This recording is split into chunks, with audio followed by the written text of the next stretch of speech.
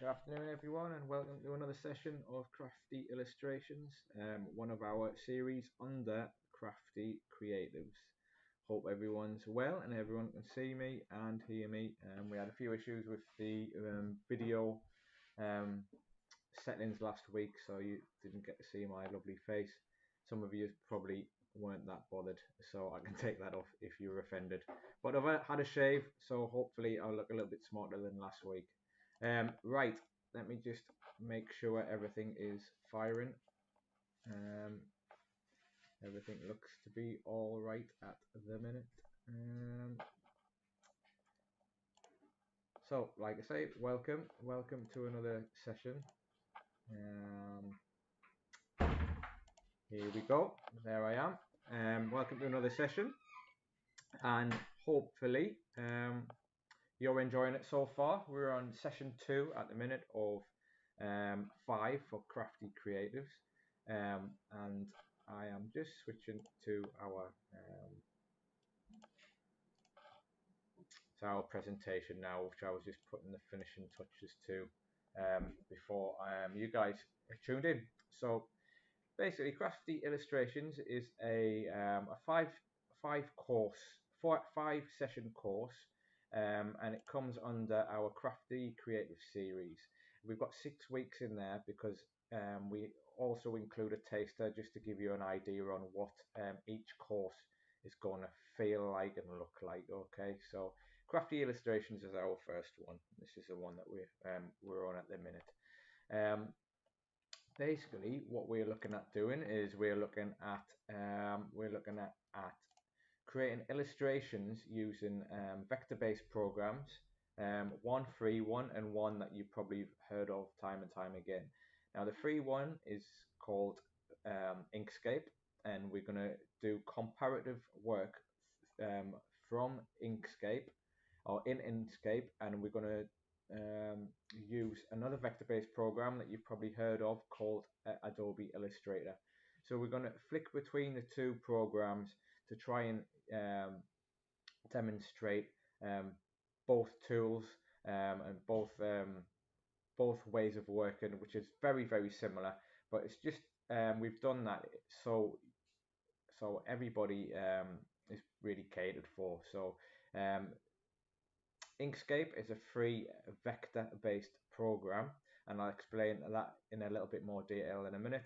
And also, Illustrator is also a vector-based program, so both of them can achieve the same results, sometimes in slightly different ways. So that's why we're trying to show you one project each session, or a development of one project each session using both programs, just to show you the different variations and the way we go about doing different illustrations within those two programs. We call it Crafty Illustrations because what we're trying to do on this series in particular is to try and show you the benefits of using how you can use your own illustrations, your hand sketches and things like that, and how you can create really cool things from those illustrations. So using your basic sketches, I've got some sketches here in front of me here from the last week.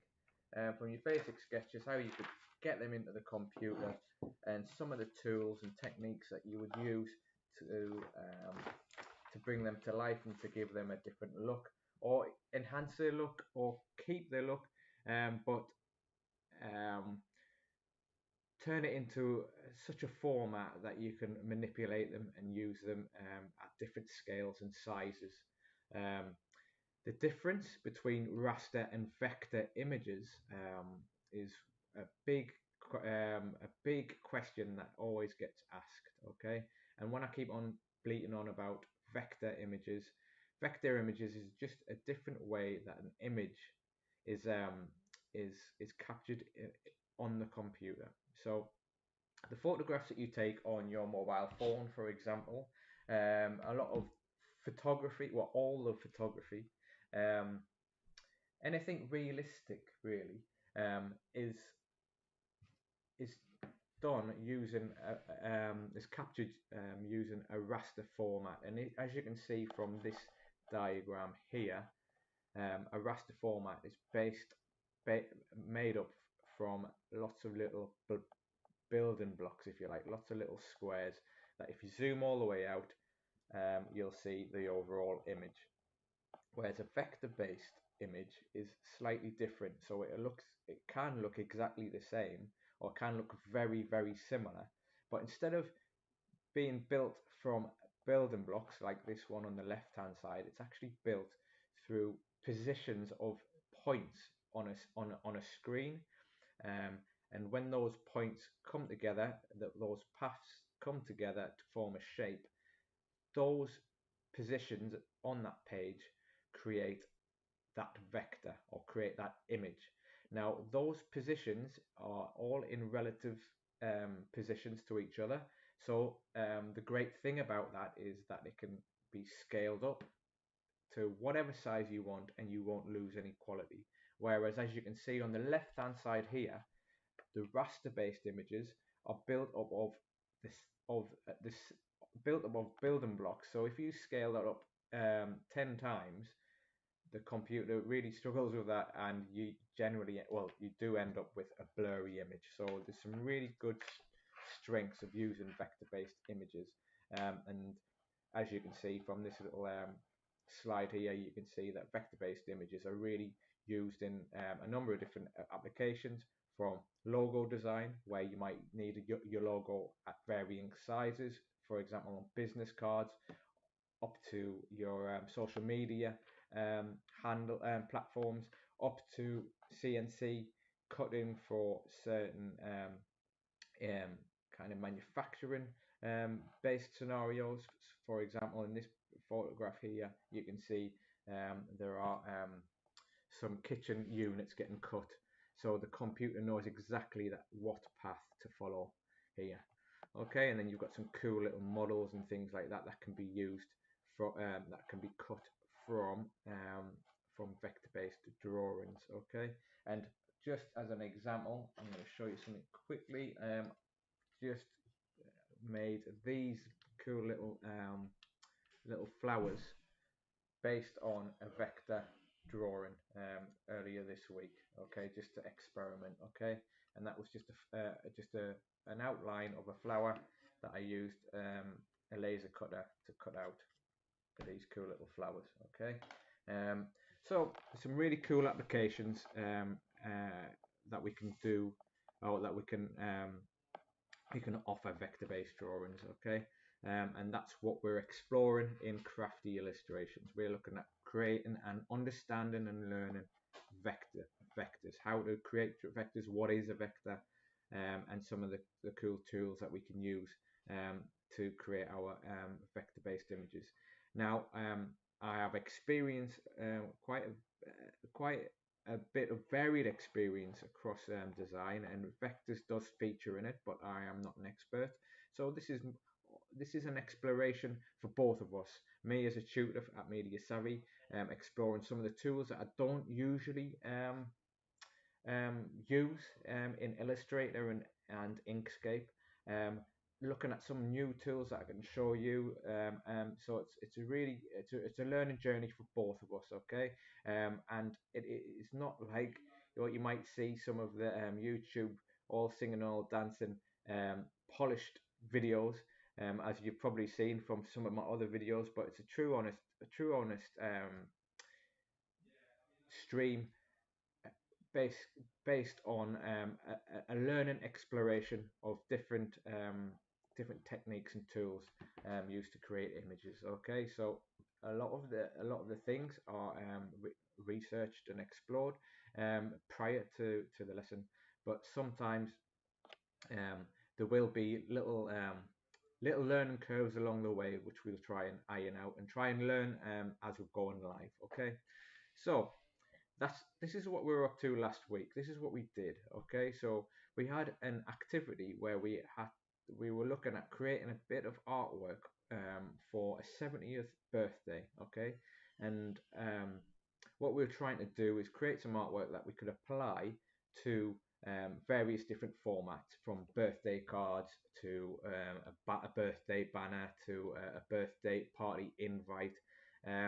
And I was quite ambitious, and I thought we could get all this done in one session, which was last week, session number 1. And we didn't quite get finished. So what we're going to do today, we're going to adapt our session a little bit, and we're going to carry on from this activity. But what we basically did was we started off with some sketches here, some really loose sketches.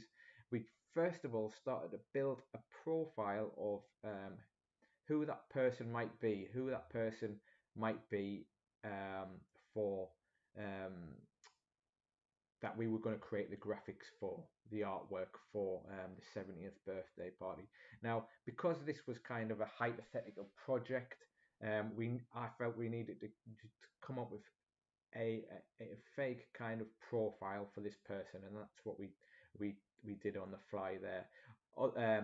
Generally speaking, if you guys are going to go away and do your own artwork specifically for somebody's birthday, or for somebody special that you want to do something really unique and bespoke for, then you'll know a little bit about them. So that's what you would use to generate your own artwork. But we created a little profile, and the profile was that the person that we were designing this bit of artwork for, was called Dorothy. She really liked bacon, but she was also into motor racing and skydiving, and she liked floral designs.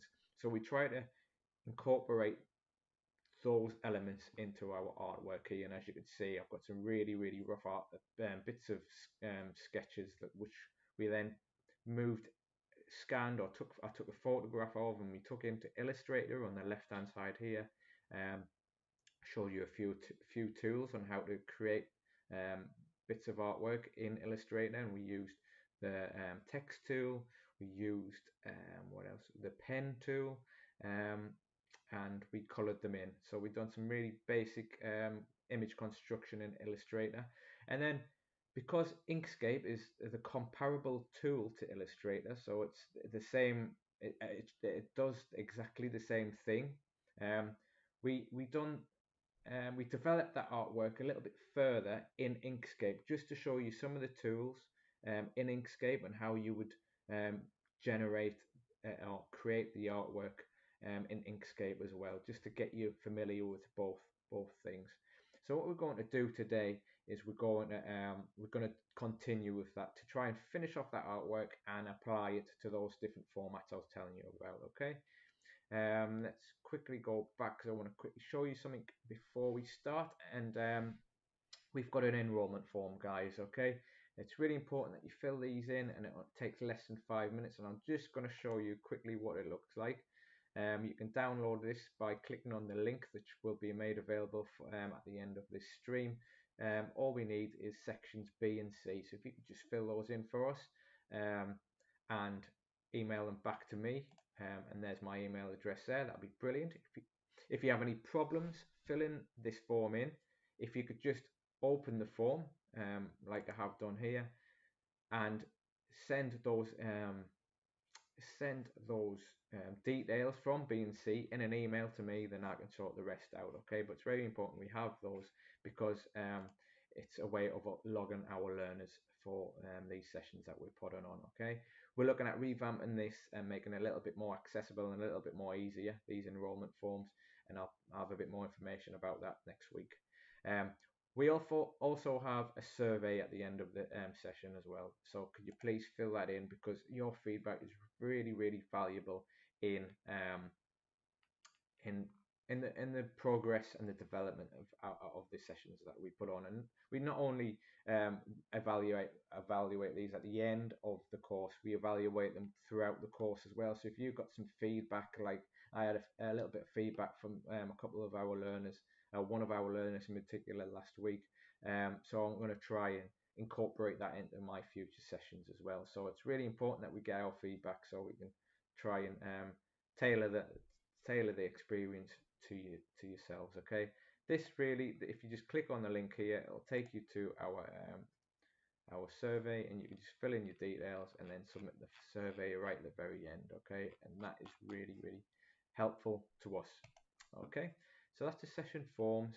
This is where we're actually here at the minute on session session 2. So last week we created some artwork for a birthday, and then the idea was to create some more artwork for a different type of kind of ceremony or celebration. But we're going to continue the birthday artwork today on this one.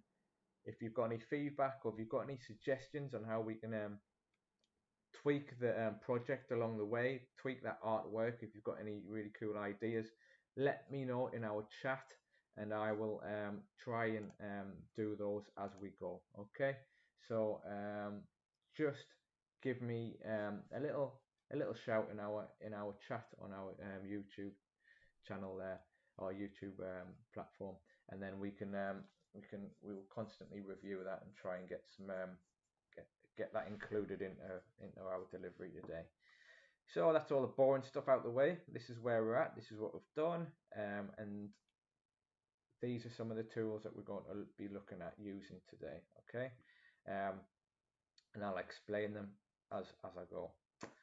So if you would like to follow me or just watch, this is obviously going to be played back as well, so you can pause it and take this session afterwards and take it at your own speed, and follow along afterwards. That's absolutely fine as well, and it probably is a little bit helpful, because as you can see at the top of my tabs here, I've got a few YouTube videos open when I've been exploring new tools that I haven't used before, and it's always good to be able to control that. If you've missed something or whatever, you can pause it by pressing the space bar as a little shortcut. For example, this one, Inkscape tutorial. You can press your shortcut, start, stop. And if somebody, which I always find, this is just a little tip actually, if you're looking for specific tutorials or anything, any video tutorials on YouTube, I always get annoyed when the learner is probably doing the tutor or the person delivering the session is waffling on a little bit too much, like I am probably doing now. The good thing that you can do is press the forward arrow space on your keyboard, and you can fast forward by 5 seconds.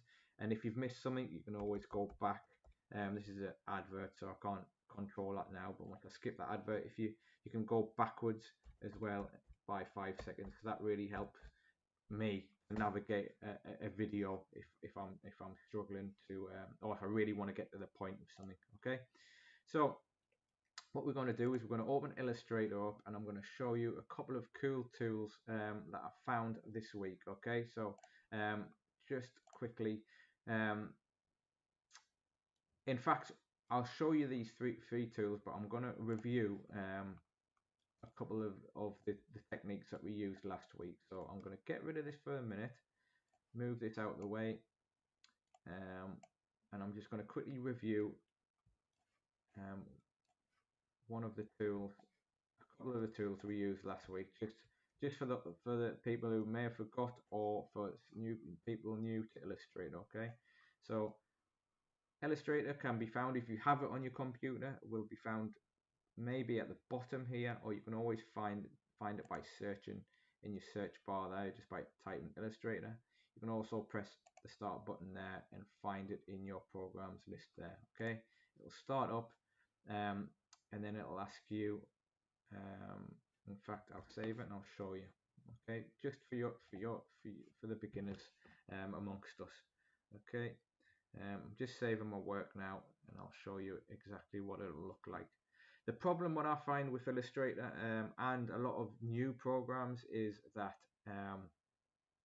there's so many tools and so many panels and so many things that kind of like all scream out at you, and it can look a little bit daunting. Okay, and for years it would always intimidate me, but what I've come to learn is that it all doesn't really matter, and a lot of it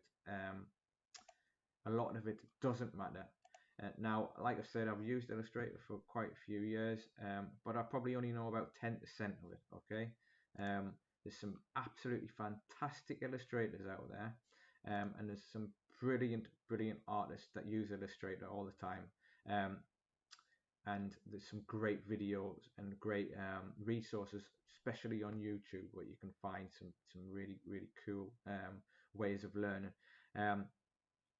But for me, I use Illustrator, and I tend to use it to create artwork, and I'm very I only kind of learn tools and techniques when I really need to learn it. So I've kind of accepted that.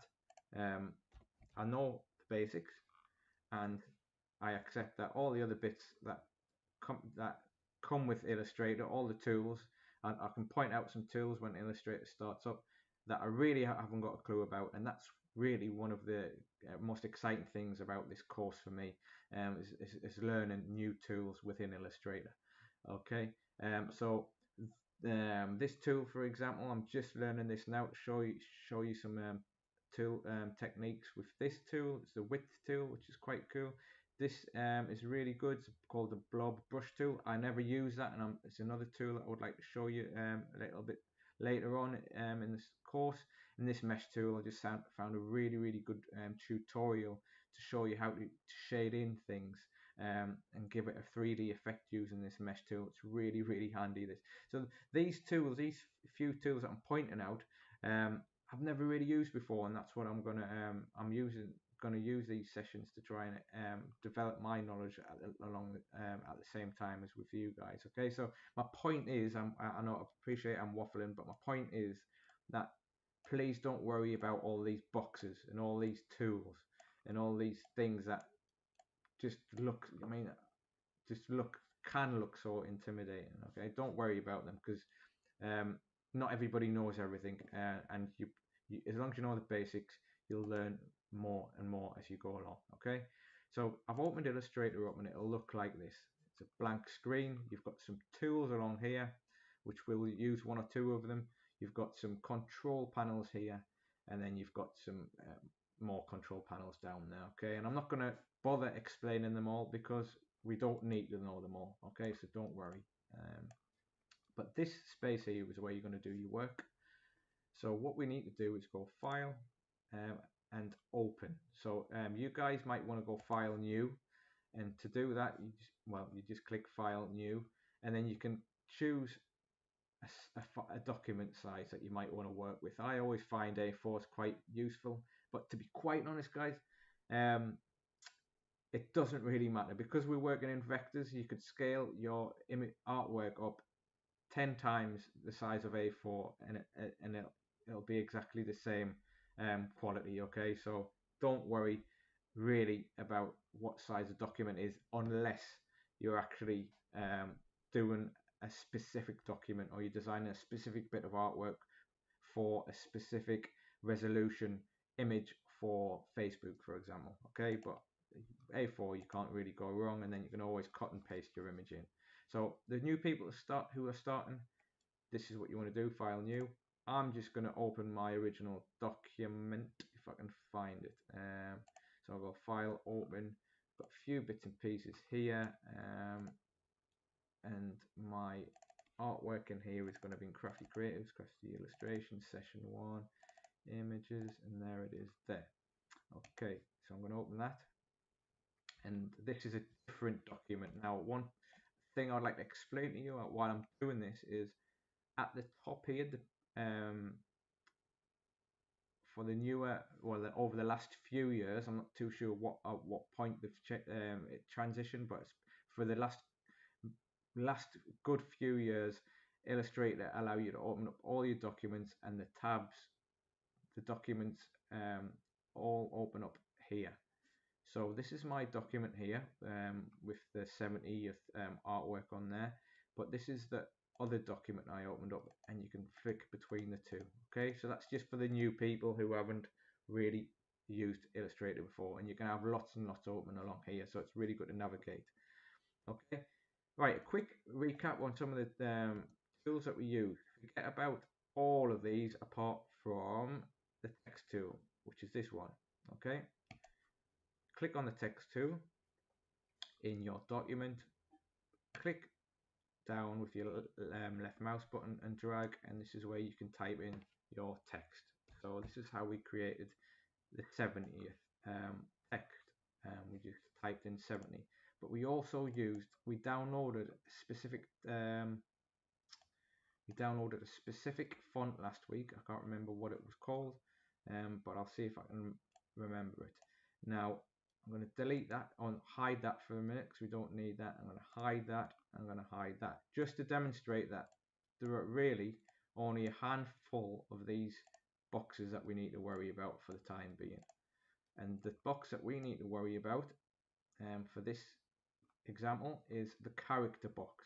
Okay, and if you go to Windows, if you go to Windows, this list here are all the control boxes associated with different things in Illustrator. Again, it looks quite daunting because there's a massive list. I don't know half of these, don't worry about it. Okay, all we need to worry about at the minute is the text tool, and that comes under type. So if you hover over type, if this box doesn't show up, you hover, go to Windows, go to type, click on character, and this box will appear here. So you should all be able to do that. And then this is where you can control the size of that text here, a bit like in Microsoft Word or Google Docs, for example. You can control the size here. You can click up and down here. You can type in the text there, so 200 points, for example, would be that size. Now, one interesting thing that you might have spotted there is that where is the text gone? Well, the text has disappeared because it's far too big for this box, and I know that by the size of the text and by this little X here, this little cross. So what we need to do is make this box a little bit bigger until the text fits in. The text might be quite, but there it is there. Okay, and that's how you make this adjust the size of the text. And then on the first line here, this is all the different types of fonts. Okay, fonts are just the different styles of the text. So if I click on that, the text is going to change, the text style is going to change. And if you literally click on the box and move up and down using your keyboard on your computer, you can navigate through all the different fonts installed on your computer until you find the one that you want. Okay, and I'm just going to settle on that one because it's just a quick recap. So that's what we did there. To create the little kind of, this was going to be actually icing up on the cake from the sketch.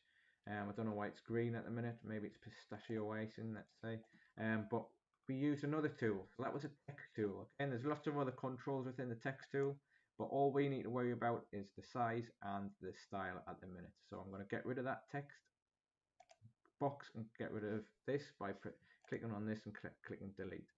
But I won't delete it just yet because I want to show you one other tool which you'll be using all of the time. Okay, so out of all these tools, and there's many more that you can't see, all we were concentrating on is a text tool at the minute. Okay, we've done that, so we've learned that one. The selection tool is something that's very important. You're going to be using it all the time in Illustrator and in Inkscape. Click on that. So you click on the black arrow, click on it once, click on the elements that you want to select, and that will allow you to move them around your screen and reposition them. I want to get rid of this, I want to delete it, so I'm just going to click on it and then press delete on my keyboard, and that gets rid of that. That's your selection tool. Text tool, selection tool.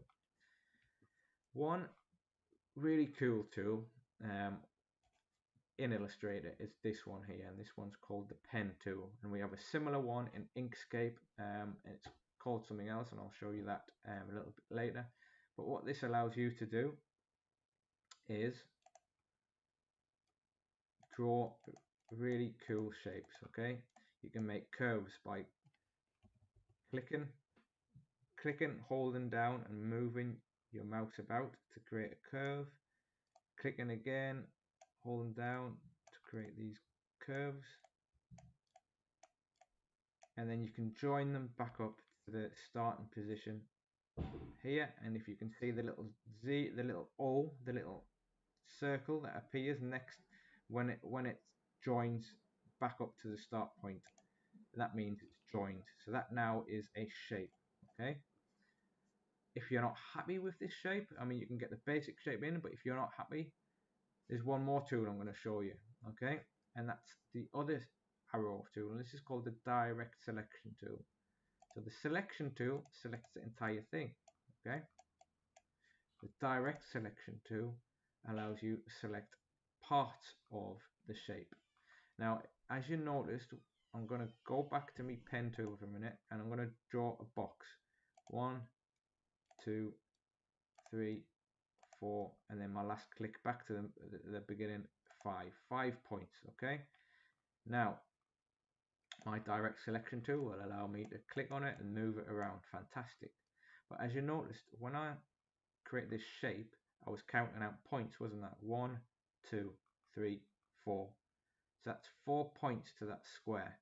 And then my fifth click, my fifth point, just joined that shape up. So I've got 4 points to this shape.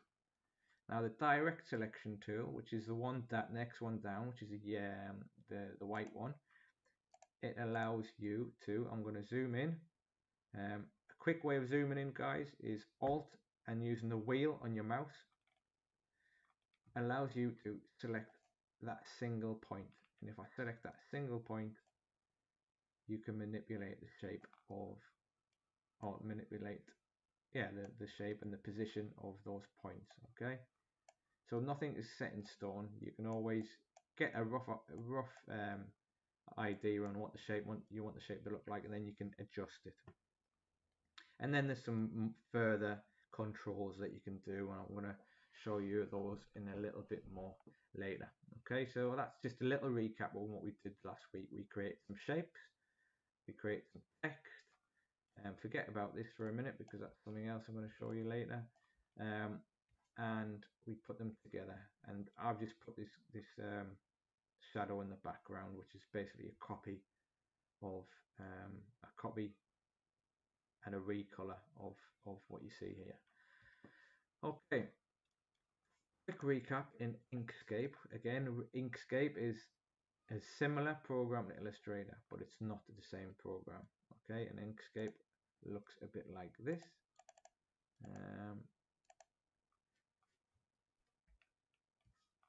And it looks very different, but if you look at the tools are very similar. Okay, and there's different ways we can use the tools, and we can use them generally very similar to the way we use them in Illustrator. Now, I'm not going to go waste your time in today's session showing you what we did last week, because we'll not get any further forward, but this is Inkscape. Okay, and this is Illustrator, and we're going to be switching between we're going to do an activity, part of an activity in Illustrator, and then we're going to go and do it in Inkscape as well. Okay, but just to recap quickly, is last week we created these flowers by literally making a shape like this, and then just reproducing it, duplicating that shape, rotating the shape, duplicating the shape again, rotating the shape, and as you can see, it's really easy to create an image once you've done reproduce something once you've created it once. Okay, and you can see I've built up that little kind of clover leaf scenario just by using that shape there. Okay, so that's a quick, it's a bit of a long recap, but I'm just trying to bear in mind our learners who haven't had any experience in Illustrator. Okay, so we're going to move on now. So let's have a quick look back on our so one tool I want us to one tool I want to look at in today's session is the Pathfinder tool. Okay, now paths I'm going to explain to you very shortly, but the Pathfinder tool is a really good way of building up an image. Okay, now I've got some images. What I'm going to do, actually, we've already got some images that I took a photograph of last week. So I'm going to use a pathfinder tool to create these images. Okay, what I've done it on in our presentation this week is I've put links, some really cool links that I've used as resources to explain what Pathfinder is, and to just so you guys can click on them and it'll take you straight to a video so you can see them in a bit more detail. But I'm going to explain them now also. So in Illustrator, the first tool that we're going to look at is a Pathfinder tool, okay, to finish off our artwork. So I'm going to go back to Illustrator. I'm going to get rid of these by clicking my black selection tool and get rid of these because we don't need them at the minute. Now we're creating artwork for this lady called Dorothy. She's into motor racing. That was one of the things that we picked up, or we made as a under Dorothy's profile. She was into motor racing, and we scanned in an image, or I photographed an image with a really quick sketch of a motor car with Dorothy sitting in the motor car. Okay, so I'm going to show you that sketch now, and then we're going to use that Pathfinder tool to create that motor car. Okay, so what we're going to do now, again, we've got lots of tools here. We're not worrying about any of these tools at the minute, apart from that one, and this one is the layers. Okay, you may or may not know what layers are, but I'm going to explain how it works in my document, because if you're doing this from scratch, you may not have layers. Now Illustrator works in layers, so you can control where your objects sit. Okay, so the objects at the top of the layer. So for example, I'm going to draw a load of squares now.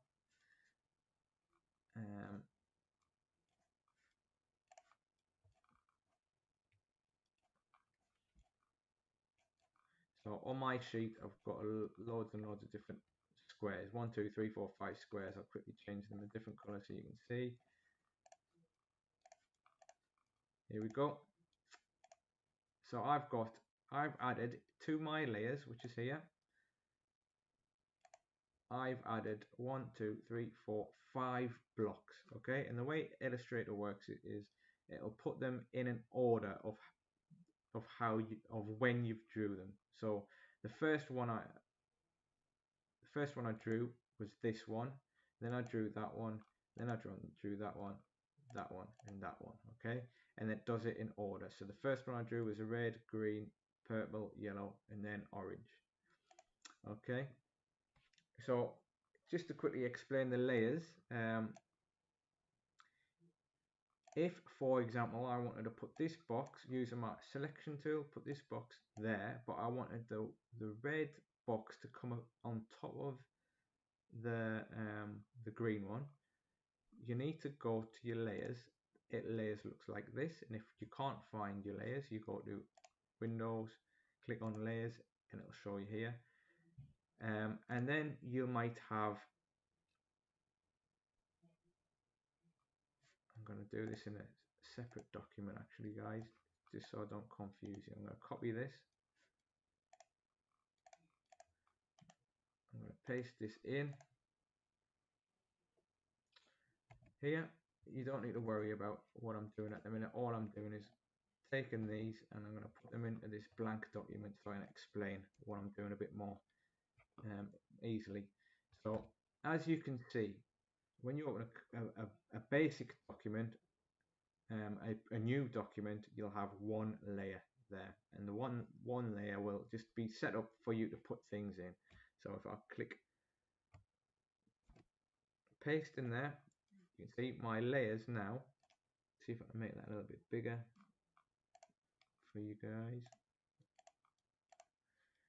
As you can see, my layers have appeared in here. This little arrow here will show you that if you click on it, it'll allow you to see all the different shapes in that one layer. So you could have 500 objects in that one layer. Okay, so you've got kind of sub layers, and that one layer allows you to control all of these objects. Okay, and then you can add and delete them by clicking this button here to create a new layer and that one there to delete. So if I wanted that red square to appear in front of that green one, all I do is click on the red square in my layers, hold down on my left mouse button, drag it above, and then you can see it'll change its order. Okay, and it happens similar in Word documents and things like that.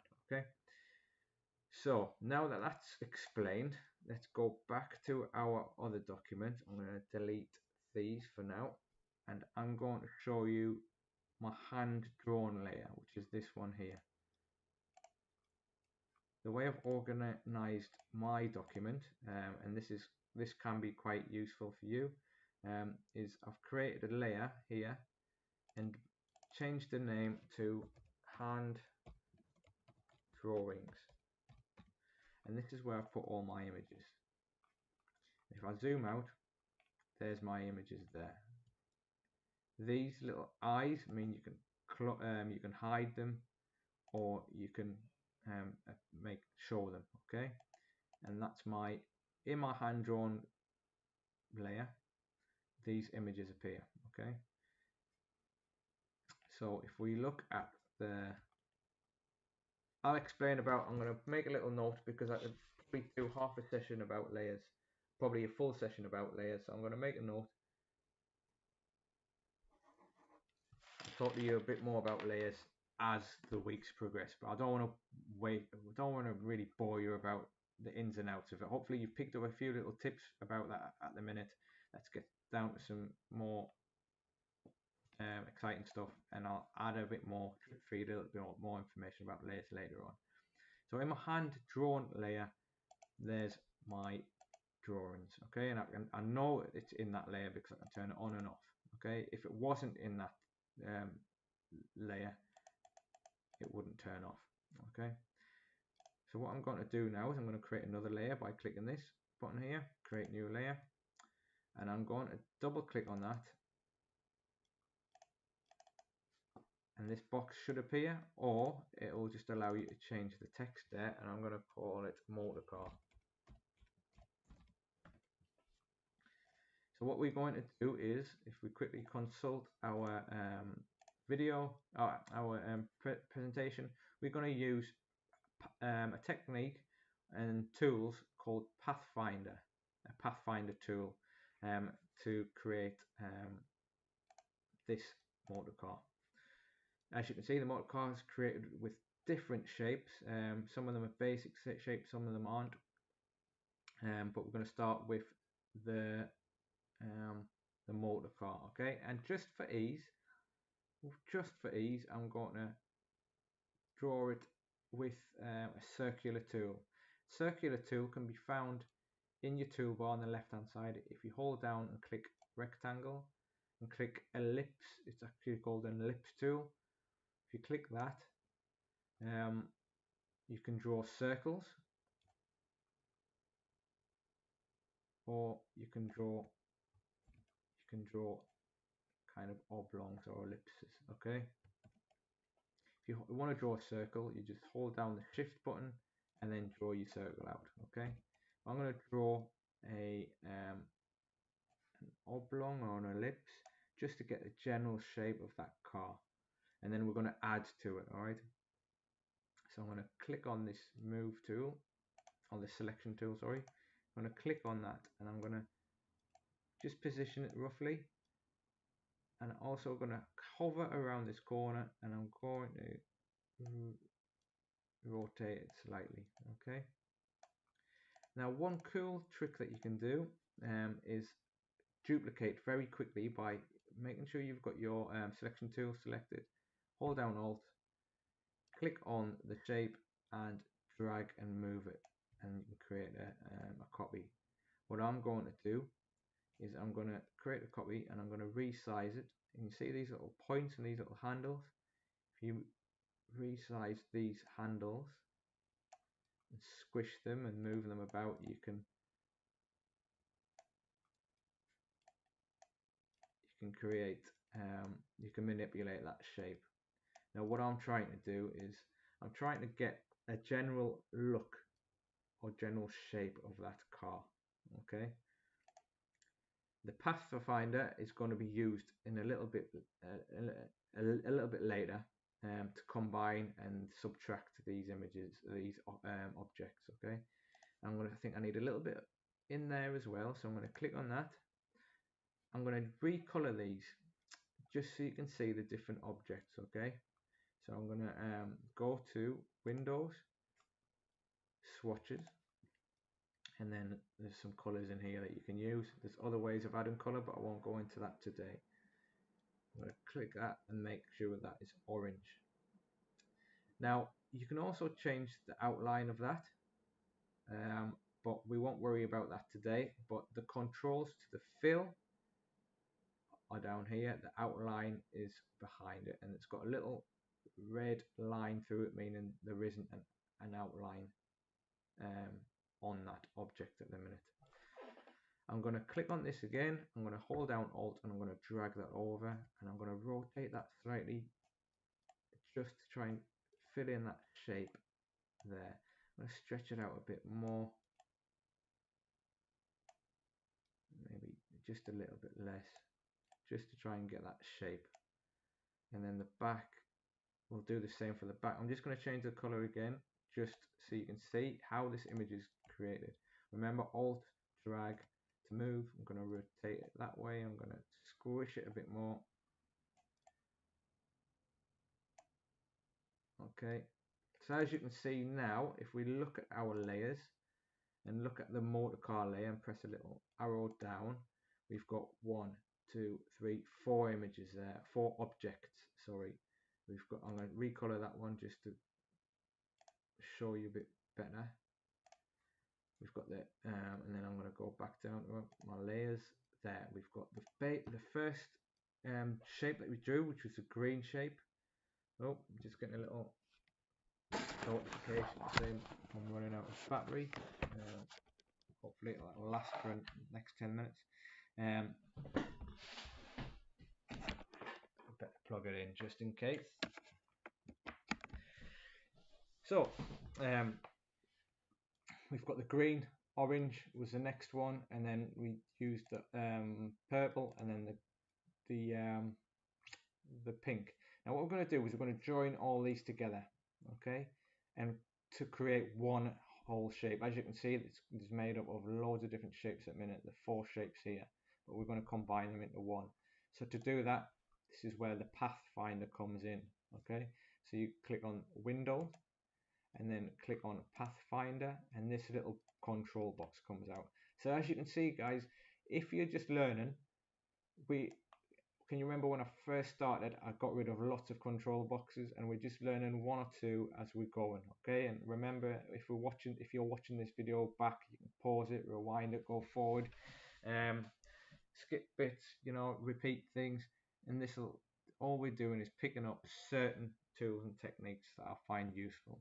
Okay, what we now need to do is we need to select all of these objects, and to do that, one of the better ways to do that is making sure you've got your selection tool on. Can you see the little V in brackets? If you press V, that is just a shortcut for your selection tool, and you want to press Shift on your keyboard, and which is the arrow in the bottom left hand corner above Control. If you click on it, click on your all of your shapes. That will allow you to click on all of those shapes there. This is where the Pathfinder tool comes in really handy. Okay, if you click the first one, Unite, if you click on it, it just combines them all there, and it makes them all one image. And there you go, roughly got that shape there, haven't you? Okay, one thing I'm just going to press undo for 1 minute, because I want to show you something that I would usually do before I've united them, before I've combined them. I would select them all, and because I like to have a little element of control, and I don't want to work destructively at times. And now you guys, you might have some really better ways of working. I really really urge you to put those in our chat, and really help me as well. But what I like to do it, is I like to make a copy of this. If I'm going to unite anything, if I'm going to combine all those images together, I'll make a copy, and I'll probably have a backup layer in here. This is just the way I work. All right, it might be an old way of working, or unnecessary way of working.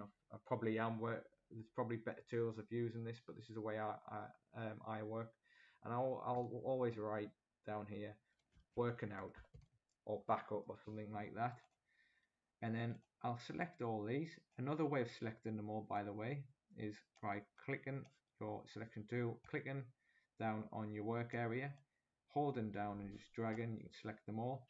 Now, as you can see, the layer that this is on at the minute is the green layer, because it's obviously got the green lines outlining all of those shapes, and there's that line there. We want to put it on there. Okay, so all we need, there's two ways of doing it, but the easiest way for me is by pressing or clicking edit, cut. I'll take it from that layer, and then I'll go into my working layer that I've just created there, and I'm going to go edit, paste, and as you can see, that green line has now changed to the blue line because I've pasted it in there. Now this is me working layer. So if I ever press something by accident, so for example, if I unite these and I realize, oh no, I've made a mistake, I wish I could just move that, if that shape was only there, I could move it up slightly. I've got my workings out there. Okay, you might not want to see your workings out, and that's fine. Just press the I and get rid of it. Okay, but you've always got your working out there. But we've got a basic shape there, guys, haven't we? So that's the car. We're going to go back to the circle. I'm going to create the wheels now, and then I'm going to do that. I'm going to show you the transparency tool. Just keeping an eye on the time here, because it's now nearly 2 o'clock. So let's say at 2:10, we're going to have a little break as usual halfway through the session, and then we'll resume. I'll have a 10-minute break and then we'll come back. Okay. So we want to put the wheels on now, don't we? But we can't see the wheels because of the object that we've just created there. Okay, so what we want to do is we want to click on the appearance. Is it the appearance to transparency? And just bear with me 1 minute.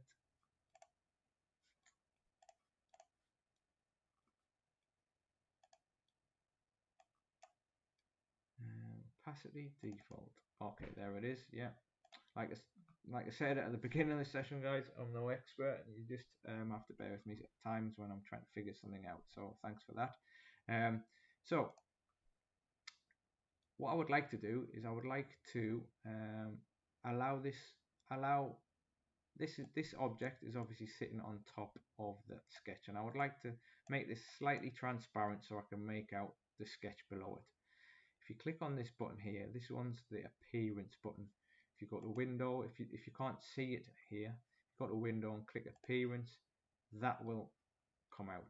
And there's some really cool things you can do in here. A lot of it I don't know, and I'll show you little bits as we go throughout the course. But the one thing I do know, and one thing I want to show you is how to turn that change the opacity in either the opacity or the transparency, changing that so you can see the image behind it. This works in a similar way to layers as well. There's different effects that have been applied to that image, but there you can see the opacity. If you click on that orange word, there's the opacity there, and you can change the opacity. So let's just put it down to 50%. Click OK. That should change, and it hasn't. Let's have a look. Oh, that's a stroke. Sorry, my apologies. Okay, so if you look here, like I mentioned before, the stroke, there's different effects applied to this shape, and stroke is one of them. But as I pointed out earlier, there isn't stroke because it's got a red line through it. Okay, so if we click on the fill, click on the opacity, change the opacity to 50%. That will change that. Okay, we can always bring the opacity back up. It's just to allow us to draw this this car. So we're going to go back to our ellipse tool. We're going to hold down shift and we're going to click anywhere, drag, so that the wheel is roughly the same shape, same size as that. Now, it really doesn't matter where and how big that wheel is. You can always change it. So just get it roughly the shape that you want. I'm going to change the color just so you can see what we're doing, and I'm going to use I've changed the color. I'll just show you by clicking the swatches. Now this is swatches. So if you notice, guys, we've learned 1, 2, and this is the third thing we're going to learn. The other bits, what symbols, don't really play around with that. I'm not sure what that is.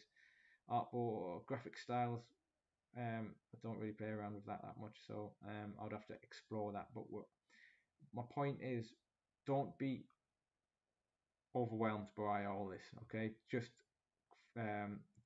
use the bits that you're going to learn, and if you want to learn more, great, but don't think I need to learn all these, because not many people knows how to utilize every tool in any program. Okay, so the swatches can be found by clicking Windows and Swatches here, or by clicking this little grid button here, and then there's your different colors. Okay, I'm going to choose a green, darker green for the wheels, just so it's different. I'm going to click on it using the selection tool, and I'm going to drag it in roughly into position.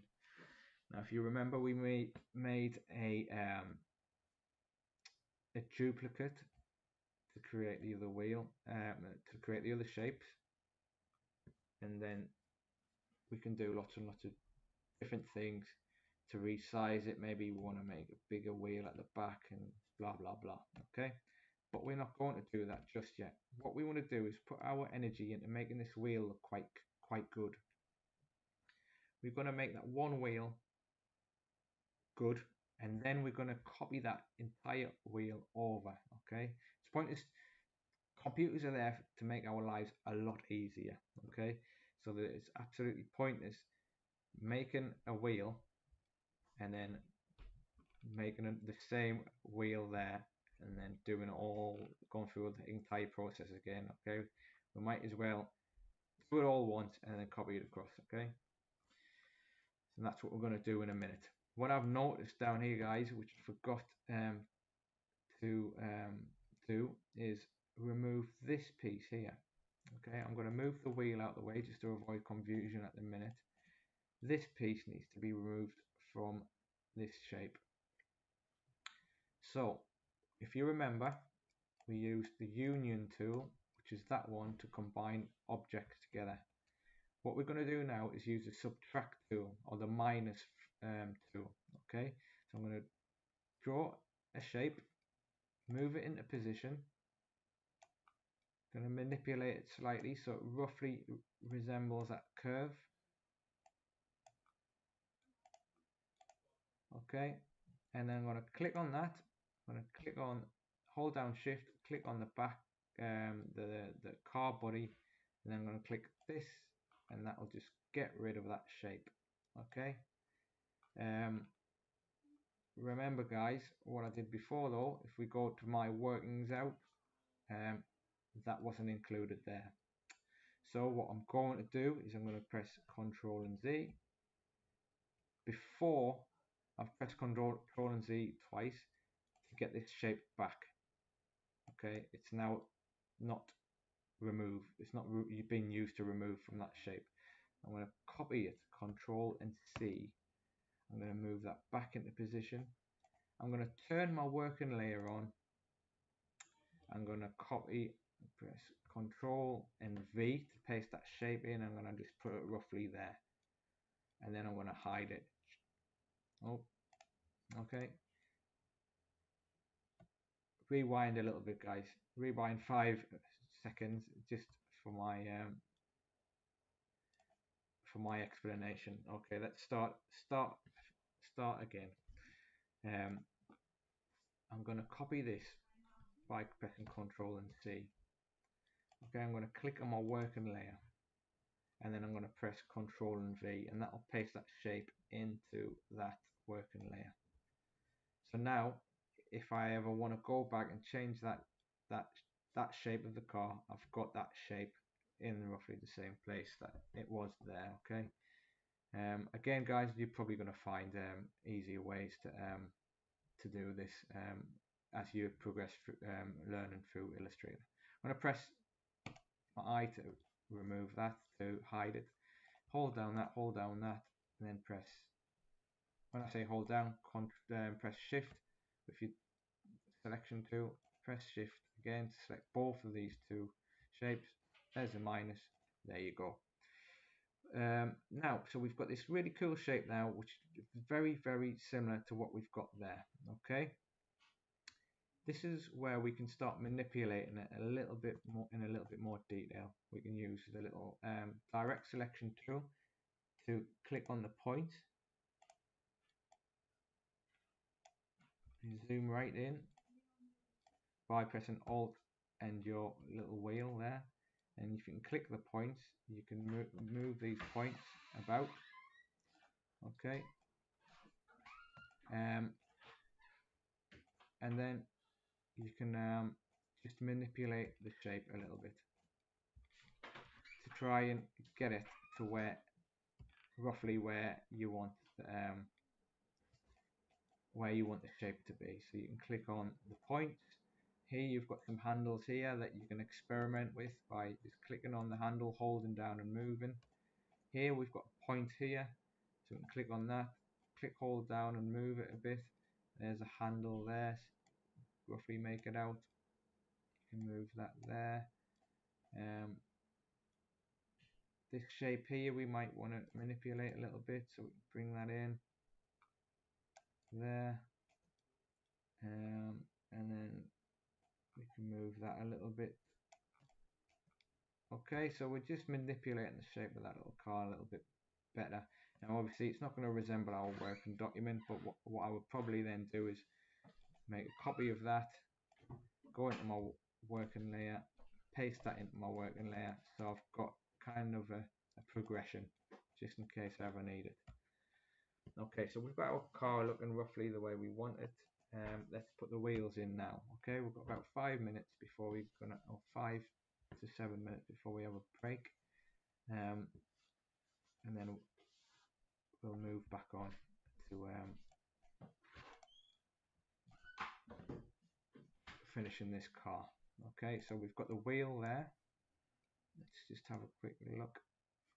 One thing I did notice when I drew the wheel is it looks as though it's behind the car, which it is, and I know that because that really should be covering the entire car. You shouldn't be able to see the car below it.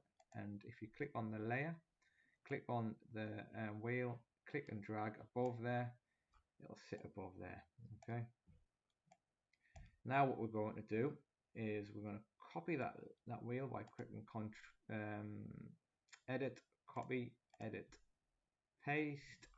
But we're not going to click paste, we're going to click paste in place, and that'll paste that object in exactly the same place that you've copied it from. I'm going to undo for a minute. I'm going to do this in a different way. So edit, copy, edit, paste. Just paste it in the center of your screen there. But if you go edit, copy, edit, paste in place, it's in exactly that same point, and if I move it you can see. Okay, so what we're going to do with the next circle, I'm going to change the color again just to show you. Actually, yeah, changing that to say an orange just so you can see. We're going to make it a little bit smaller. We've just zoomed in there. We're going to make that wheel a little bit smaller to create the rim. So if I press Control, oh sorry, Alt, next, it's the button next to your space bar to the left. It'll, sorry, that's my mistake.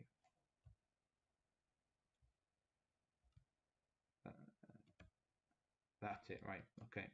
So if you press Alt, which is the right button, press Alt and Shift together, that'll keep that circle and allow you to make it bigger or smaller and resize it from the center of that shape. Okay, so there's that, and then we'll go control copy, control paste, and we I've done it wrong, haven't I? Control copy, control paste in place. I'm going to press shift alt, make it a little bit smaller, changing that color as well to say a purple. I'm going to do it one more time. Control edit, copy, edit, paste in place, and I'm going to make a hub right in the middle. Okay, and I'm going to do that a gray, a light gray. So there we have it. We've got a wheel made up of loads of different circles, and then we're going to after the break, I'm going to show you how to use a gradient tool to give this a little bit more of a realistic look. Okay, gradient tools are really cool to mix colors together from one color to another, and you can create some really cool highlights and shadows and stuff like that with it. And that's what we're going to do to add some depth to these wheels. And then we're going to group that into one object. Well, we're going to group those objects so it's part of one group, but still made up of several images, and then we're going to copy it over there. So just a quick demonstration of the gradient tool. I'm going to give you more of an explanation in the next half of this session.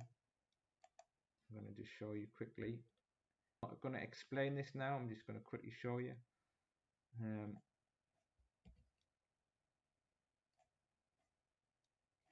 This is the kind of thing that I'm going to try in the next half of the session. Okay. And this one here will do the same.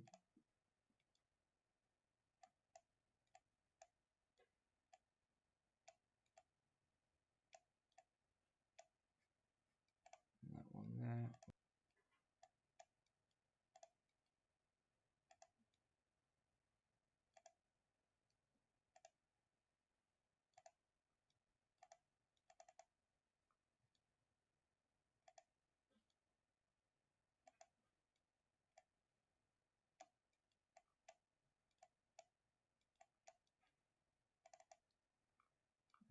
Make that a little bit darker if possible.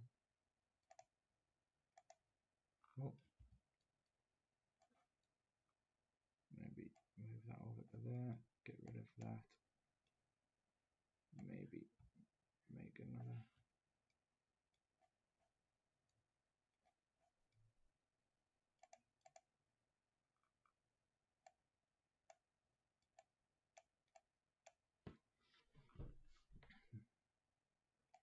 Okay, and this is the kind of effect we're going to play around with. I'm not too sure how it's going to look at the minute, but roughly like that, and maybe something like that in the middle.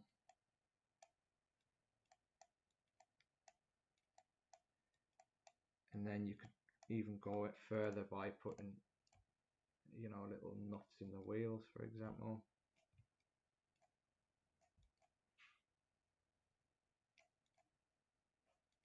Now this doesn't look great, but this is the kind of idea that we're getting at in terms of making that wheel. Okay, and then that is the reason why I didn't want to copy the wheel straight away. Okay, so it doesn't look great, but it gives you an idea on where we're going to be going in the next half of the session. All right, so what I'm going to do is I'm going to, just for reference, I'm going to copy this, I'm going to paste it there, so it's just a reference. One trick that I've used for years, I'm not sure, this is one of my techniques, just made it up as I went along really. I've used undo and copy as a really cool way of going back but also keeping something that I've done at the present. So obviously, what I mean by that is I've made this wheel, okay, and I want to keep that wheel, so I can press Control and C. But I want to go all the way back to the beginning when these were just colors and they didn't have gradients. So I'm going to just press Control and Z and undo all this. Hopefully it'll take me back to where all the layers were just colors, which all the objects are colors, which it has. And then I can go back to edit, paste in place, and there's that wheel that I had. So it's kind of traveling back in time, if you like, and I always use that technique to copy images and copy objects and keep them there while I'm experimenting. Okay, so that's where we're at the minute, guys. We're making this car. We've used I've introduced you to the layers tool, swatches tool, quickly touched on gradients, which we'll be working on a little bit more in the next half of the program, and we've used Pathfinder, where we've used different shapes and combined them and subtracted shapes from other shapes to create create a shape roughly the way that we want it. And that's how basic images are kind of utilized to create more complex images. Okay, so if you've got any comments, please put them in our chat. But what we're going to do now, we're going to have a little break, and then we're going to finish these wheels off, put a bit more detail in here, and then we're going to probably round this image up now. We had another idea that she was a skydiver. What we'll probably do, actually, because this is a really nice shape, we'll probably just cut that. We'll trace around that as well and have that somewhere in the artwork, but we'll not mess about with this. We'll just use that shape there as a little reference to one of Dorothy's likes, and then we'll finish our artwork there, and then I'll show you how to bring all this artwork into different formats and how you would position them and put them into different formats, how we'd use that artwork and repeat the artwork and use different elements for different formats like invitations and things like that. All right, so we're going to break now. It's 14 minutes past. If we come back at 24 minutes past, we'll crack on. All right, thanks very much, guys. I'll see you in a little bit.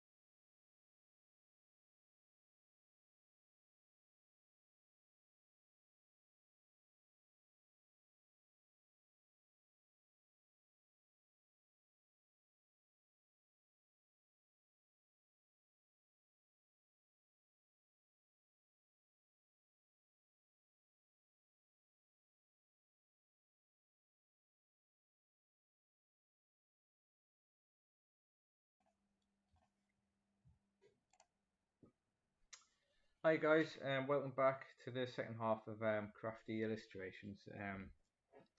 Um, so today's session has been looking at developing our knowledge in Illustrator, and we're going to move into a different program called Inkscape in a little while. But what we're trying to do here is we're using a couple of different tools and techniques to create this car. Okay, so this car sketch was brought in to brought in. When I say brought in, the car sketch was done by hand last week. I took a photograph of it. I've brought it into Illustrator, and then I've used that as I used a sketch to trace around the car using different shapes and resizing the shapes. And I used a really cool tool called the Pathfinder tool, which allowed me to create a shape. For example, this one here, create another shape, say this one here, and allowed me to join tools to shapes together, but also allowed me to subtract a shape from another shape as well. So there you go. Okay, and that's how we create this shape here, by using about 5 different shaped rectangles to create the body of that car. And then now we've moved on to the wheel.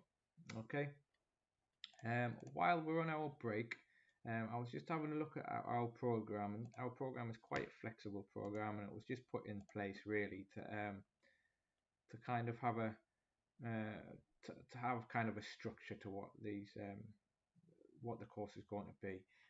So what I've been thinking while we've been doing the first half of the session, and I did think about this earlier last week, was maybe it would be nice to use the artwork that we're building at the minute and just continue to build this each week.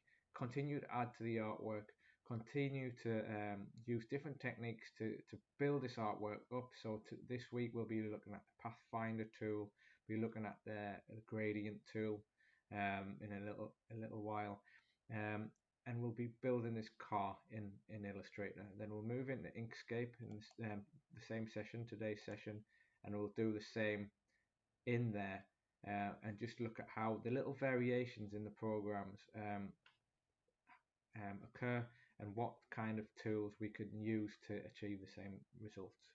Um, so I think it might be good to continue each session, instead of doing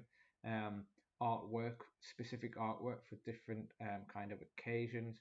I think it'll be quite nice to use this birthday theme throughout the rest of the 5 or the rest of the 3 sessions.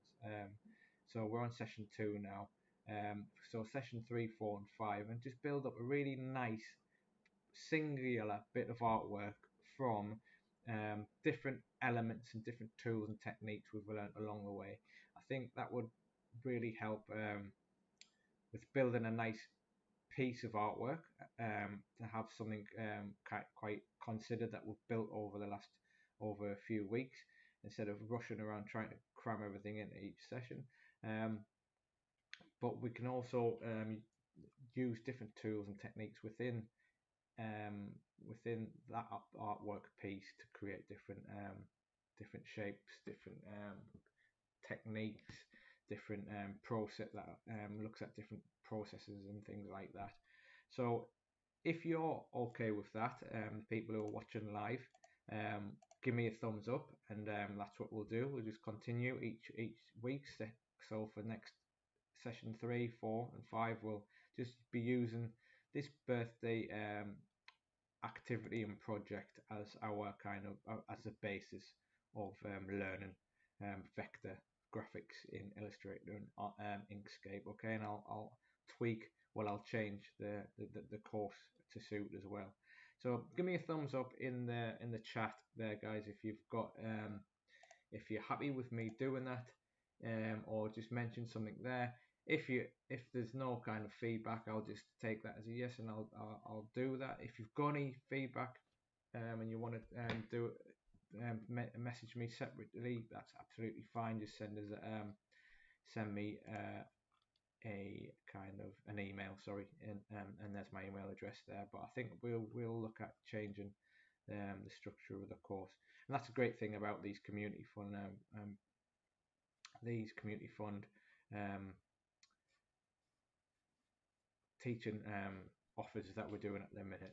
They're really flexible and really designed to try and make sure that we deliver in the best way we can. Okay, and we're always open to feedback as well. So give us some feedback if you've got any. All right. So let's move on. So we're back in Illustrator. This here is a wheel that we were playing around with before we had our little break, and the difference between this wheel here on my left and this wheel here on my right is the fact that we've been using a tool called the gradient tool. Now, what I keep on banging on about, and I'm really passionate about, is that utilizing programs like Illustrator, Photoshop, and Inkscape, and loads of other programs. They have so many tools in there, so many control boxes and things like that, and it can be overwhelming. And what I'm trying to do is just try and show you maybe 5 or 6, a handful of different things each session that allows you to build your knowledge. Okay, so what we've looked at in today's session, we've looked at this pathfinder tool. We've had a little look at layers and how layers work. Last week we looked at type, how to put some text on there. We looked at the selection tool, and we've looked at the graphics pen tool. Is there anything else? I can't think of anything else at the minute. I don't like to go through every single avenue and every single option that there is. I just want to show you what is possible, and then I want you to then go away and have a look at yourself and see if you can develop your learning a little bit further. Okay, because there's so much to learn. I just want to show you what is available without swamping you with lots and lots of different ways of doing one thing. All right, so what we're going to do now is we're going to move this wheel. We're going to use these shapes that we used to create the wheel, and we're going to mess around with the gradient tool now to try and give it a little bit more of a realistic effect. Okay, so this is what I used. This is what I made at the beginning, the first half of the session. I'm going to delete that now, and we're going to move these out the way for the time being, and we're going to look at that first circle. Okay, this is going to be used to form the tire of the car. So if we click on this, and then we click on the gradient tool, which is this button here. If you can't see the controls for the gradient tool, what you need to do is click on the tool, click on the on Windows, and then find the gradient control box in the list here. Okay, and there it is there. So if we use our direct selection tool, or the selection tool, sorry, click on that, click on the circle. This is your gradient tool here. This is your control box for your gradient tool. If you click on this little drop down, there's 2 different types of gradient. We've got linear and radial, but we're going to use radial for the time being. If you click on that, it gives you a nice kind of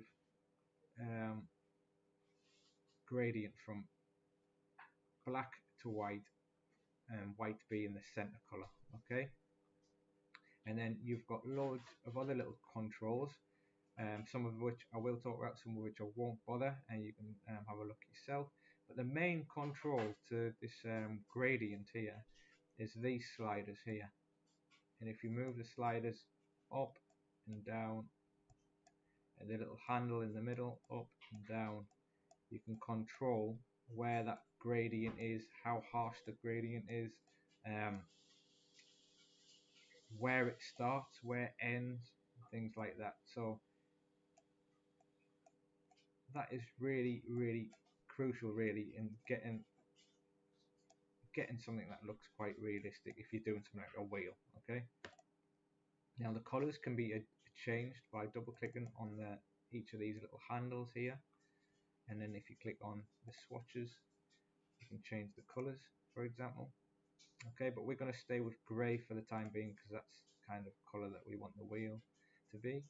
So I'm going to do it like a dark grey there, and I'm going to leave black in the top, and then I might introduce another color here, maybe a slightly lighter grey here. And if I just click, can you see the little plus button there? If you click on that, if you click anywhere between the two squares and click, I'll just introduce another color or another handle there, and then you just double click on that handle, change the color again, and there you go, you've got a bit more control. There we go. And I might do one more there, change that to a darker color again. Okay guys, I think we just had a little bit of a bit of a glitch with our OBS there, but I think we're back on now. So I'm just really messing around here. You don't need to do the same. I'm just playing around just to see what looks good. All right, and that's where I think we're gonna go with that. Keep that there. I'm just gonna add one more. You can be as complex or as simple as you like. In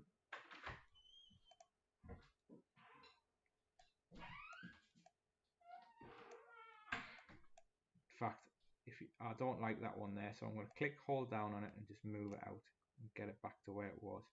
What I might do is just adjust that handle a bit there. That looks a little bit better. Okay, so as you can see, if we zoom out, we've got quite a cool thing going on here, and the tire, and then this is the central bit there for the wheel.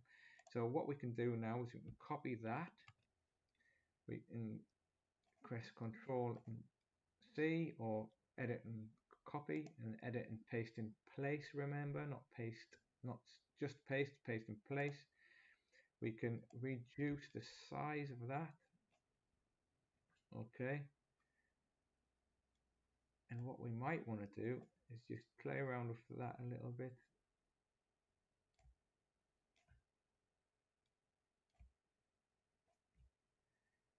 And then what we might want to do is take some of these out now, because this is the middle section. Okay, and then what we might want to do is add a lighter color in there. Move that down slightly.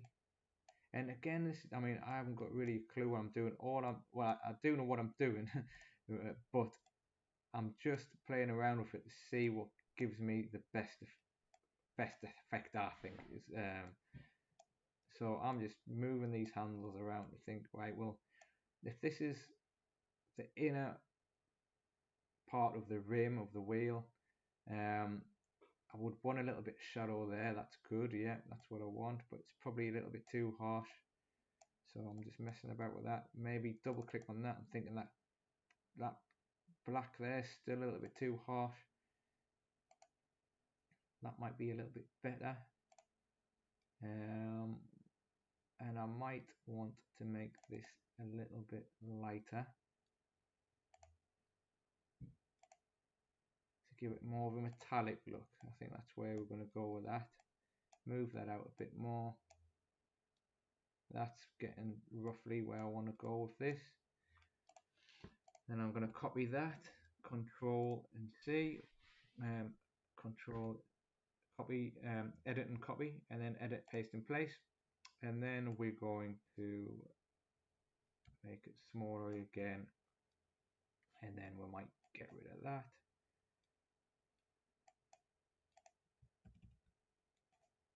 One more in there. And then what will we do here? Nice light color there, and take that all the way out there.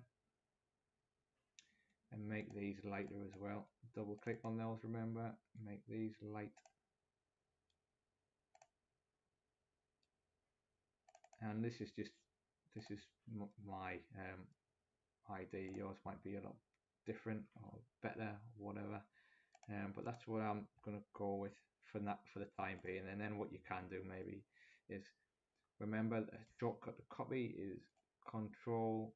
Another shortcut to copy is press Alt, hold down with your selection tool, and then drag away. And then you can make these smaller, and maybe make this a little bit darker, and this a little bit darker.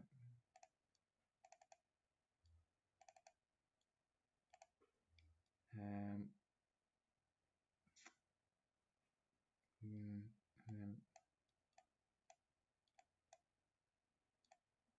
and I'm going to leave it there. I'm not really happy with that piece there, but you know, we'll just go with that for the time being. I guess one thing what we can actually do is we'll just remove. We'll make that a grey.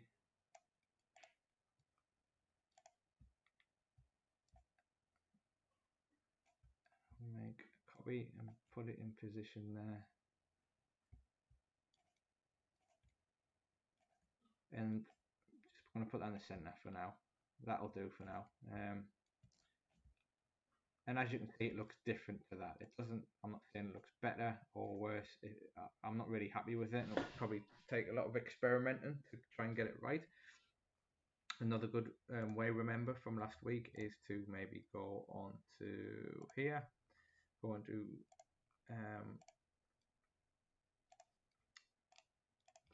onto Google and look for Illustrate for wheels, car wheels, and then this will give you some really cool tips as well. Now I'm just doing this out of my own kind of my own idea in my mind, but there's some loads of cool ideas here for wheels. So it might be good to use this as a resource as well. Okay, so let's just quickly go back to our wheel for now. I'm going to leave that. All I'm going to do is I'm going to select that whole thing, deselect that just so I've got the wheel selected. I'm going to click and drag and just select the whole wheel. It's selecting the body, so I'm going to press shift and press the body to get to remove that from the selection. I'm going to right click on here and click group. Now as you can see, my layers now, that's grouped those objects into its own group, but they're still individual elements there. Okay, and that allows me to just click on it once and move it about. Now like I said, there's lots of tweaks I would like to do to this, but for the time being we're going to leave it at that for this example in Illustrator. I'm going to bring up the color back up. If you remember, we dropped the opacity so we could see the drone behind. So I'm going to bring the opacity back up to 100%. And then next session, there's a really cool tool that we can use called it's called the gradient mesh. Now it works in exactly the same way, or very similar way of the gradient tool, but you can add contours to a shape, and we're going to look at messing about with that next week. But you've covered a lot of ground in Illustrator today, and what I'm going to try and do is do the same in Inkscape. Okay, but because we have actually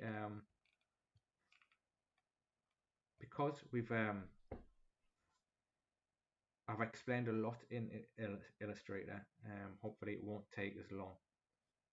Okay, so let's have a look here and see if we can find the layers.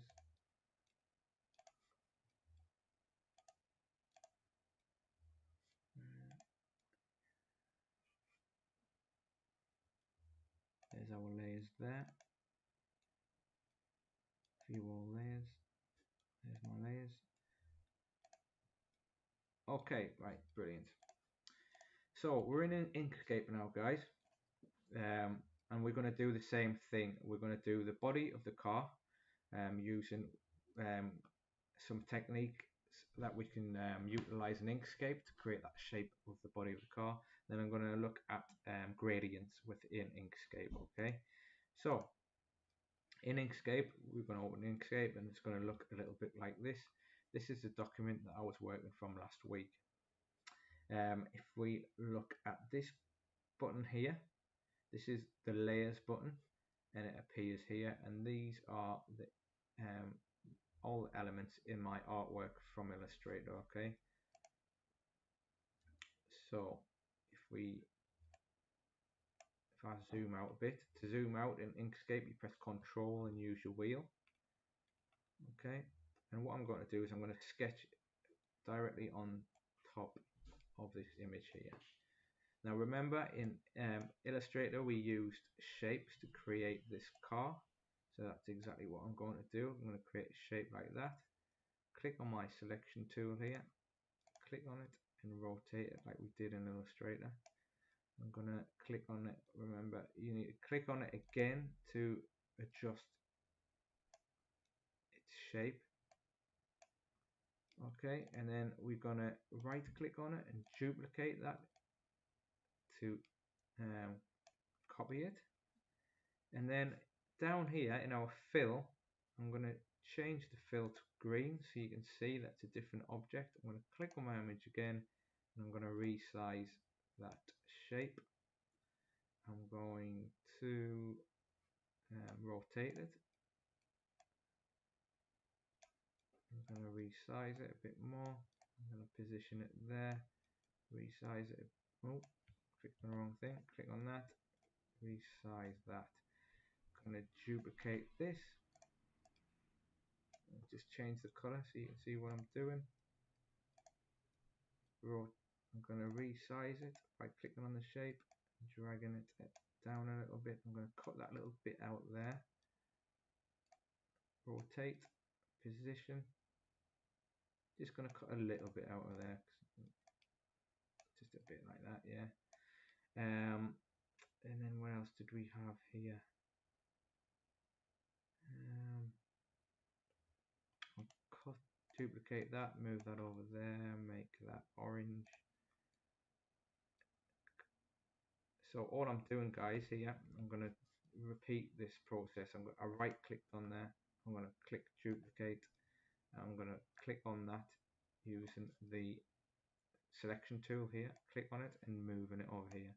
Click on that shape once again, rotating it round. And then I'm going to click on that shape once again to manipulate that shape.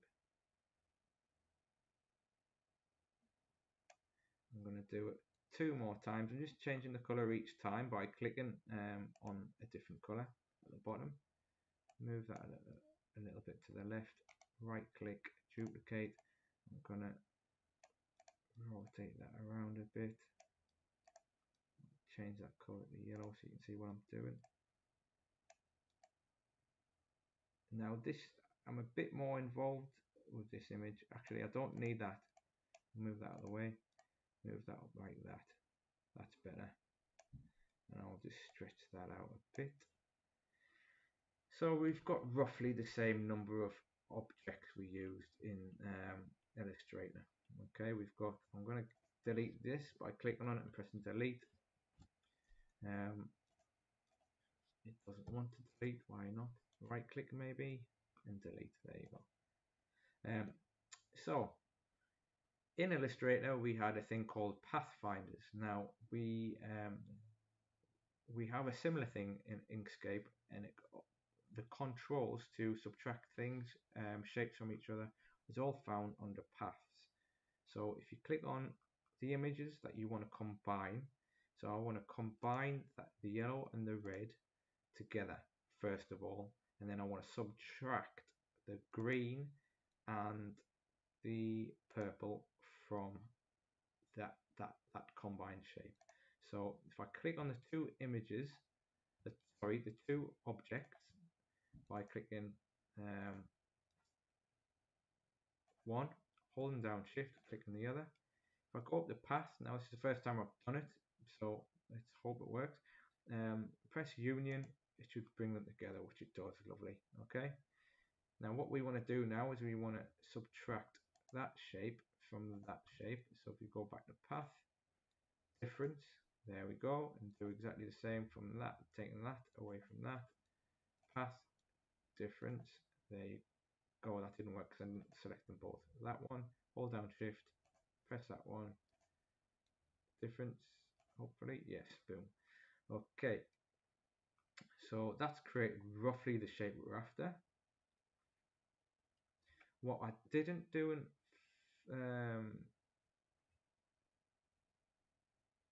let's try and sort this little shape out, because that shape wasn't too good in when we done it in Illustrator. So what I'm going to try and do now is edit these individual points now that form this shape.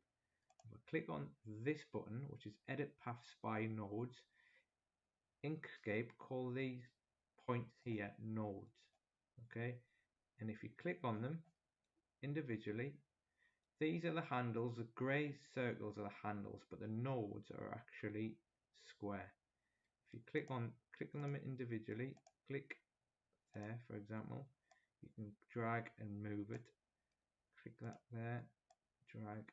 Oh, we've got two there. See if we can remove one. So there's the minus tool, delete selected node. I'm going to press that, gets rid of that, perfect. And I'm going to move that one over to here. Now I'm just going to get these nodes in roughly the right place. I'm going to move that one over here. Zoom out a touch. I'm going to move that one over here, because in the one that we created in Illustrator, I wasn't entirely happy with the shape. So we're improving. And we can also add nodes as well. You see that? Insert new nodes. You can click this button here. Double click on the area that you want to add the new node. Double click, and there you go. You can create your new shape. And already this car looks better. Okay. Now, if we want to, I quite like that shape, but if we want to manipulate this shape to follow that line, you can click this, and you can see these anchor points, if you like, that's what they're usually called. You can move them about to get the desired shape, and I'm not going to tell you exactly how you move them. If you just click on them and hold them, you'll figure out yourself how best to mess about with them. Okay, so we've already really improved that car. Now, what I didn't like on the last car that we did, I didn't like the fact that this area wasn't at the bottom of the car, so I'm going to manipulate that a little bit. I'm going to move that up a touch. I'm going to move this up a touch, and then move that and that, and that should be roughly where we need to be. So that's great, right? We've got the car shape. I'm going to go file and save, because I'm quite happy with that.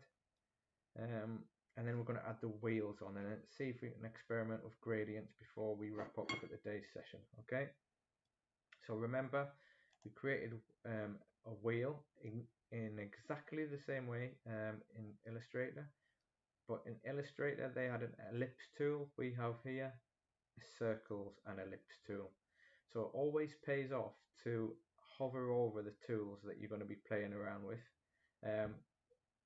Usually they're self-explanatory, and very commonly they're the same tool, or they look the same or similar across both programs.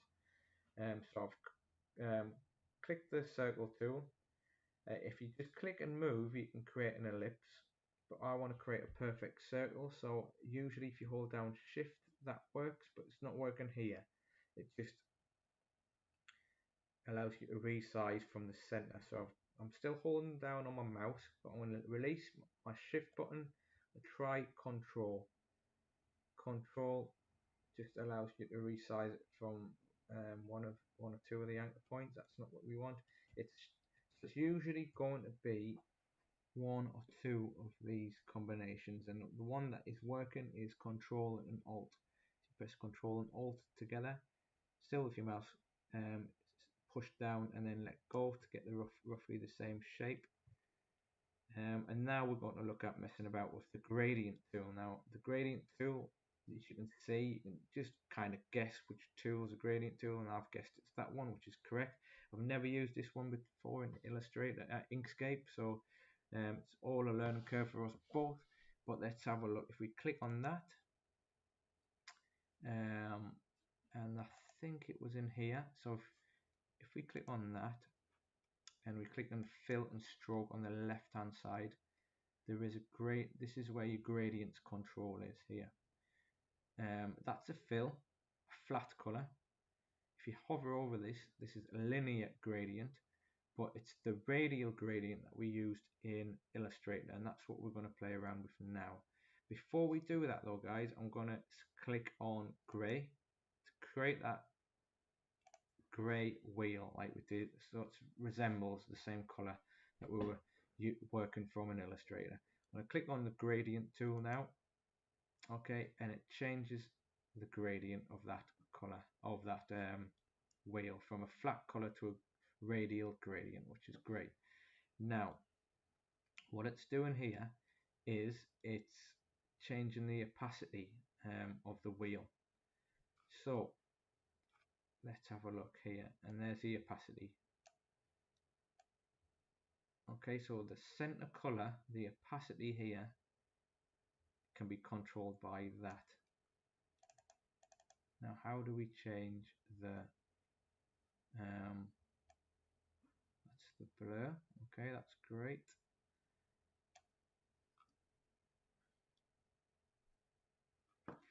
So let's have a look at, select that,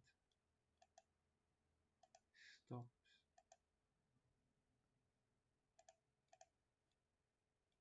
and let's just have a play around and see what these things do. Okay, so looking at this is where the gradient starts and ends. If you look at that, okay, and this is just playing around with it. If you click on that and move it in and out, this is where in that circle the gradient starts. The gradient starts here and it ends here. This is how it works in Inkscape. So if we have that all the way in there and have this all the way in there, oh sorry, click on that and have that all the way in there, that's where the gradient starts and ends. If we have it all the way out there, have it all the way out there, that's where the gradient starts and ends there. Okay, and then that's the opacity of that wheel. Okay, that's great. Okay then, so got a bit of an idea on how this works. Can we add more colors? That's the next question. Can we add more colors to this? Let's try. So there's add, create a duplicate gradient. So we've created a duplicate gradient in that group. Let's see if, oh, if we double click on that, click on this, let's see if we can change the color now. Okay, if we go to CMYK, or yeah, CMYK, and you move from here to white, which is there, we should have two gradients. Oh, that's one gradient. Let's have a look. Add one more on there.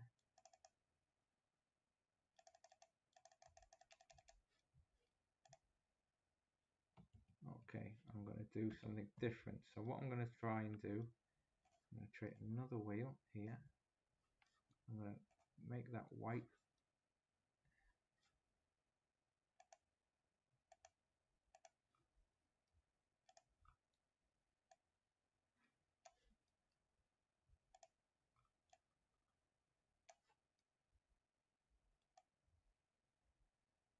that's going to be my base wheel. Okay, I'm going to go back to my layers, which is here. Right click on this and move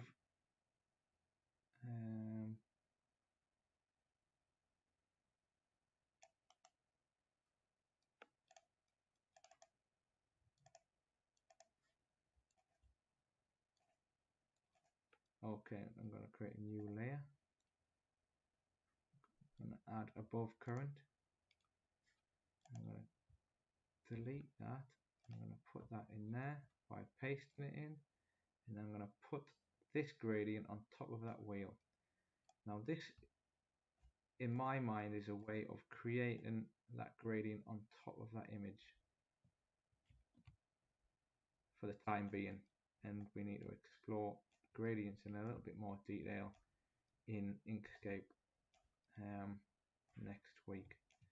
But all I'm doing here, guys, is trying to combine two shapes. We've got a black flat circle. I've added this circle here, and I'm looking at resizing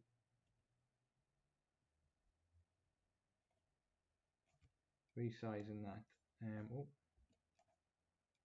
that shape, so the gradient is kind of an overlay on top of the wheel there, and then we might need to work like that to create the wheel. Okay, and it's definitely taken shape, but it definitely needs some more exploration. Now let's just have one quick one more experiment. We'll take a black circle here, click on the gradient, click on the gradient here, okay,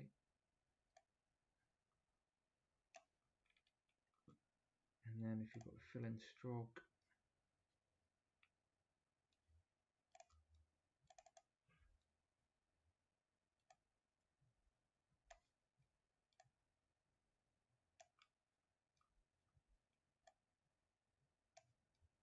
can we add color? Can we add colors to it? No, we can't. I'm just literally playing around with it one last time to see if there's another way. It says drag. If you look at the bottom here, this is a little kind of suggestion on what we need to do and how to use this tool. So click on here, it says radial gradient, center and focus, drag shift to separate focus. Right, okay, so the focus is at the center. You press down shift, you can move that position. Okay, so that works. And you can add different gradients there. So this is definitely something we need to play around with, and I would guess, looking at the variation of the differences between Illustrator and Inkscape, I would guess that we would probably, looking at it on first glance, would need to layer up the gradients like we have on the left hand side here. Okay, but I'll look into that in a bit more detail for next week. So there we have it, guys. What am I doing now? So there we have it. I'm just going to zoom out. In Illustrator, quick recap. We created that shape using the pathfinder tool, where we combine about 5 different shapes to add and subtract to create that shape there, and then we used the direct selection tools to manipulate these points, which they're called nodes. If you click on them, you can move them about, things like that. And then we created the wheels from basic circular shapes and messed about with the gradients to get a gradient that we're happy with. We copied and duplicated the layers and put them on top of each other to create this wheel. Okay, if you go down in Inkscape, this was achieved a lot quicker in Inkscape because we already had an idea on how to combine the images together, and it's quite a common thing. In fact, you can use the union method in Google Google Slides actually to create. Just going to quickly show you. It's a very common method across lots of different platforms to mess about with shapes. Okay, so this is Google Slides, or we do you might have PowerPoint or something like that. And if I just create a shape here, create another shape here, you can you should be able to combine them.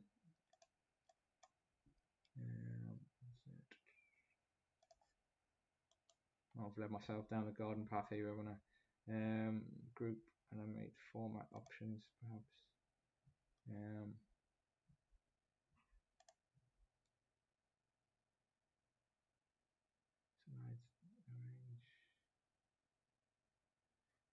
You can take my word for it. You can definitely do it. I just can't remember how. But those options are available somewhere. Format options maybe.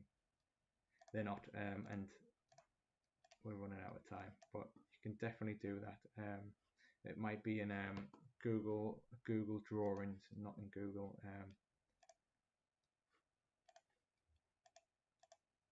Not in Google. Got Google Sheets. But anyway, I digress. It's very common way of combining basic shapes to create something a little bit more complicated. Okay, and we've done that in Inkscape. We created our ellipse shapes, manipulated them, rotated them, stretched them, and shortened them, and then copied them, duplicated them, and put them on top of each other, and just to really cut out that basic shape. And then we started to explore gradients in Inkscape by using the gradient tool. We used the circular tool first to make our wheel, and then we used excuse me, and then we used the gradient tool to try and give that wheel effect that we were striving for in Illustrator. Okay, so that's where we're going to stop today. We're going to pick this up next week. We're going to do a bit more work in Inkscape. We're going to start off in Inkscape next week and finish off this wheel. Get a grip with how Inkscape use gradients, and then we're gonna finish off this little character sitting in the seat. After that, I'm going to move back into Illustrator for 1 minute just to show you something. After that, we're going to move over to this image, and we're going to cut this image out. I'm going to show you a really cool tool in Illustrator called the image trace. I'm just making a note in my notebook here. Okay, Inkscape. And I'm going to show you, in fact I'll show you, I wonder if I can show you quickly just to whet your appetite. You click the image and there's a trace element in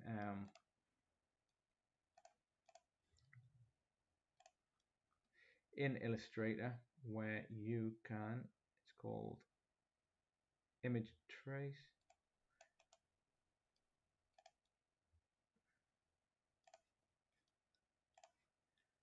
And don't worry, you don't need to worry about any of this. I'm just going to try and demonstrate to you quickly how you would do this.